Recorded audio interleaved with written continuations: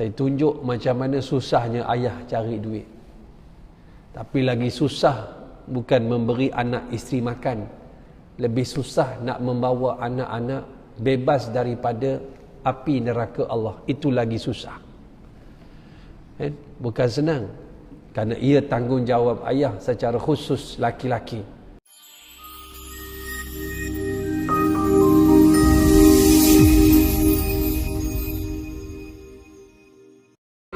Yang membawa timah dan bara api dari neraka Jahannam. Mereka juga membawa pemukul dari api yang menyala-nyala. Malaikat maut lalu memukulnya dengan besi pemanggang itu, yang setiap duri besinya itu tanggal dan menempel pada setiap bulu dan urat nadi orang tersebut. Ya salam. Dia bawa pemanggang, dia bawa pemukul, bukan saja pemanggang, bahkan berduri. Apabila dipukul, duri-duri daripada besi pemukul itu melekat pada sendi-sendi daging-daging orang yang dipukul.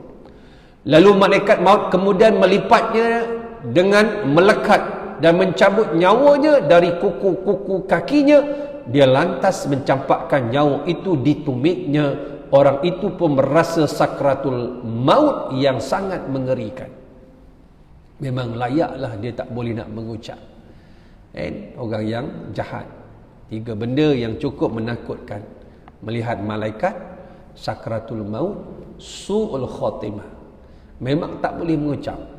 Kemudian malaikat maut memukul wajah dan punggungnya dengan pemukul yang dibawanya serta menariknya kembali, lalu mencabut nyawanya dari kedua tumitnya dan kemudian mencampakkannya ke kedua lututnya. Lalu musuh Allah itu mengalami sakratul maut yang sangat menyakitkan. Setelah itu malakul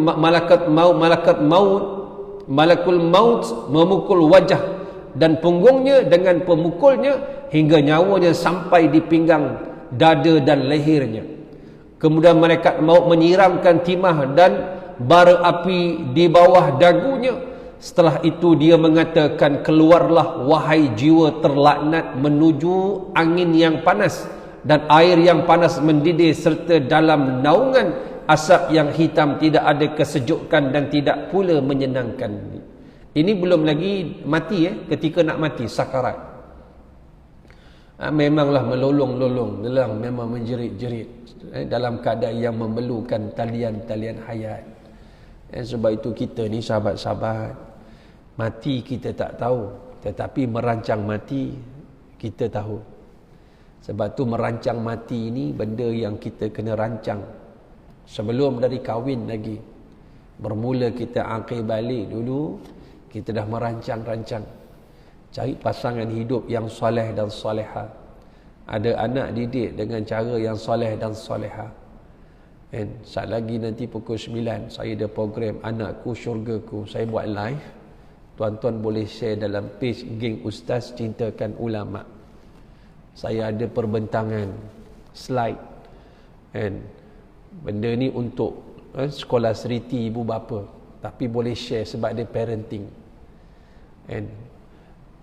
Saya tunjuk macam mana susahnya ayah cari duit.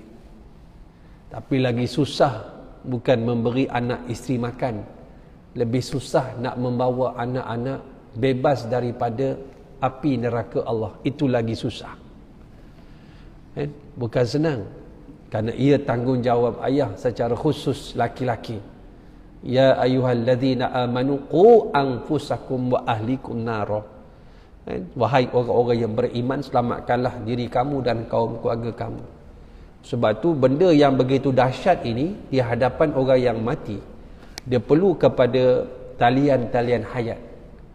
Isteri dia, anak dia, yang boleh menolong, meredakan, membantu dia dengan yang diajar oleh Nabi SAW, dengan bacaan surah-surah tertentu, dengan solat hajat anak dia, dengan cara anak-anak dia membasahkan bibir dia dengan air, menyapukan muka dengan air, rambutnya dengan air, dibisikkan di telinganya la ilaha illallah Muhammadur Rasulullah. La ilaha illallah, paling tidak menyebut perkataan Allah.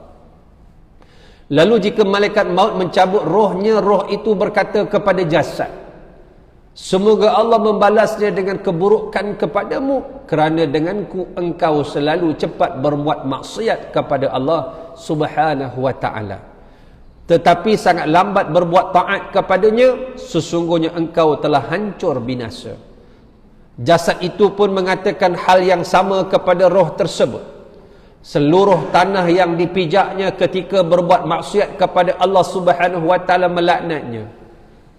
Jasad melaknat roh tersebut. Tanah-tanah yang dipijak ketika hidup sehatnya pun melaknat dia, kerana dia melakukan maksiat kepada Allah.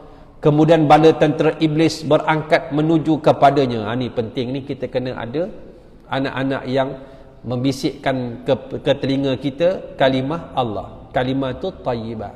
Sebab apa? Iblis berangkat menuju kepadanya dengan tenteranya dan memberikan khabar gembira kepadanya bahawa mereka berhasil mencampakkan seorang dari anak cucu Adam ke dalam neraka. Jika diletakkan ke dalam kubur, disempitkanlah kuburnya sehingga tulang rusuknya hancur, yang bahagian sebelah kanan pindah ke kiri dan kiri pindah ke kanan. Kemudian Allah menghidupkan ular hitam. Dan bila mana iblis dan tenteranya datang, berjaya menyesatkan orang ini ketika di hujung daripada nyawanya. Dan iblis datang, tenteranya dengan tenteranya. Sebab apa, tuan-tuan? Iblis tahu, tuan-tuan, harta yang paling berharga bagi orang Islam ialah imannya.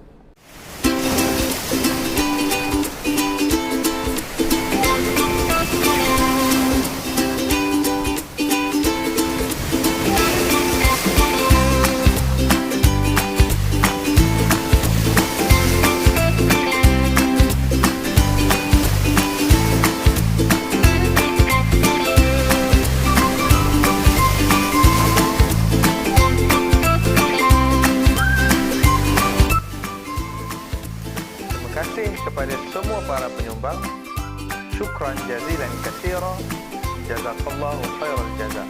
Minumlah Tanwir Kufu terbaik.